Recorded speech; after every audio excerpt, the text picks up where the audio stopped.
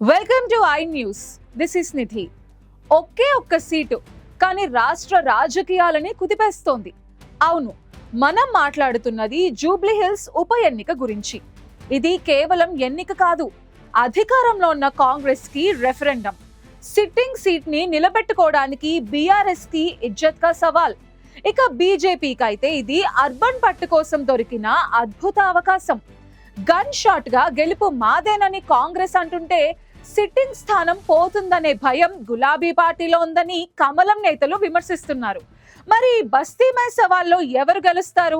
తెలంగాణ రాజకీయాన్ని మలుపు తిప్పబోతున్న ఈ ఉప ఎన్నికల వేడి ఎలా ఉందో ఇప్పుడు చూద్దాం. తెలంగాణ రాజధానికి హృదయ స్థానం లాంటిది జూబ్లీ హిల్స్. ఇప్పుడు ఈ ఒక్క నియోజకవర్గం మొత్తం రాష్ట్ర రాజకీయ చర్చలను తన వైపు తిప్పుకుంది. కొత్త సమీకరణాలకు, పాత పంతాలకు ఈ ఉప ఎన్నిక తెరలేపింది. బీఆర్ఎస్ ఎమ్మెల్యే మాగంటి గోపీనాథ్ మరణంతో జరుగుతున్న ఈ ఉప ఎన్నికను ప్రధాన రాజకీయ పక్షాలు చావో రేవో అన్నట్లు తీసుకున్నాయి. ఓవైపు పార్టీల బ్రాండ్ అంబాసిడర్స్ కూడా ప్రచార బరిలోకి దిగిపోయి ఇంటింటికి వెళ్లి ఓట్ ప్లీజ్ అంటున్నారు. కంటోన్మెంట్ ఉప ఎన్నికలో సిట్టింగ్ సీట్ ని కోల్పోయిన గులాబీ పార్టీ ఈ జూబ్లీ హిల్స్ ని ప్రతిష్టాత్మకంగా తీసుకుంది. ఇది సెంటిమెంట్ పాయింట్. గోపీనాథ్ సతీమణి సునీతకు టికెట్ ఇవ్వడం ద్వారా ప్రజల సానుభూతిని కూడగట్టాలని చూస్తోంది. కాంగ్రెస్ ప్రభుత్వ వైఫల్యాలను, హామీల అమలు తీరును ఎండగడుతూ ప్రచారాన్ని హోరెత్తిస్తున్నారు గులాబీ నేతలు. కేటీఆర్ లాంటి కీలక నేతలు రోడ్ షోలతో జనంలోకి దూసుకు వెళ్తున్నారు. సిట్టింగ్ సీట్ ని దక్కించుకోకపోతే అది పార్టీ పరువుకు పెద్ద దెబ్బ.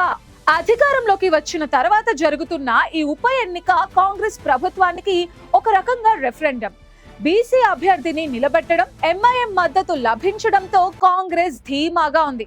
మైనారిటీ ఓటర్స్ పై గట్టిగా గురిపెట్టింది హస్తం పార్టీ. ముఖ్యమంత్రి రేవంత్ రెడ్డి స్వయంగా వ్యూహాత్మక సమావేశాలు, మంత్రులు, ముఖ్య నేతల దండుతో జూబ్లీ హిల్స్ ని చుట్టేస్తున్నారు. కంటోన్మెంట్ ఉప ఎన్నిక విజయాన్ని ఇక్కడ కూడా రిపీట్ చేయాలని కాంగ్రెస్ నాయకత్వం పట్టుదలతో ఉంది. కాంగ్రెస్ బీఆర్ఎస్ మధ్య జరుగుతున్న ఈ హోరాహోరీ పోరు తమకి బోనస్ అవుతుందని కమలం పార్టీ భావిస్తోంది. అర్బన్ ఏరియాలో తమ బలం పెంచుకోవడానికి ఇది సరైన అవకాశం. 10 ఏళ్లలో బీఆర్ఎస్ చేసింది ఏమీ లేదు, 2 ఏళ్లలో కాంగ్రెస్ హామీలు నిలబెట్టుకోలేదు అనే నినాదంతో బీజేపీ నేతలు ప్రజల్లోకి వెళ్తున్నారు. కాంగ్రెస్ మైనారిటీ ఓట్లపై దృష్టి సారిస్తే దానికి రివర్స్ స్ట్రాటజీతో బీజేపీ ముందుకు వెళ్తోంది. నవంబర్ 11న జరగబోయే ఈ బైపోల్లో 58 మంది అభ్యర్థులున్నా ప్రధానంగా ఈ 3 పార్టీల మధ్య యుద్ధం నడుస్తోంది. గ్రేటర్ సిటీకి గుండెకాయ లాంటి ఈ నియోజకవర్గంలో ఎవరు పాగా వేస్తారో చూడాలి. ఈ ఎన్నిక ఫలితం తెలంగాణ రాజకీయ పటాన్ని తప్పకుండా మారుస్తుంది.